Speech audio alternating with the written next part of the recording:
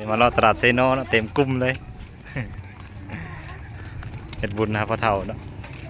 หาเราซื้อเครื่องซื้อของนี่รถเธอเองสิวะเฮ้ย นี่รถเธอเอง ซื้อใหม่บ้านนี่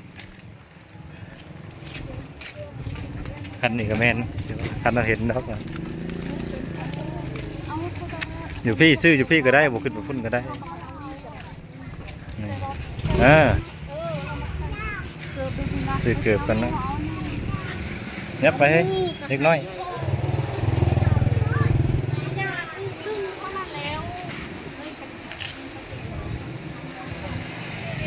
สาวขายอาหารแล้วงามๆซื้อยังนะจะซื้อยังบอก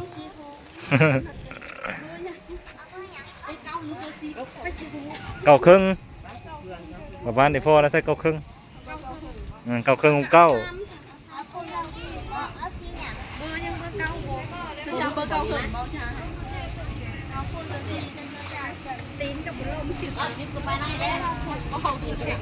เอาโบชิเบสรถนะ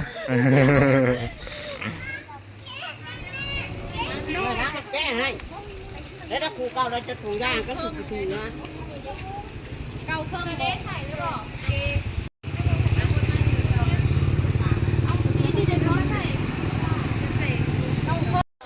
เราอันนี้ขาจากจัน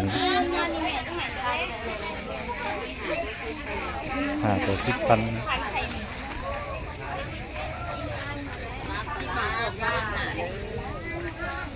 โอ้ยขาดมาตัว งามสองงามขาเครื่อง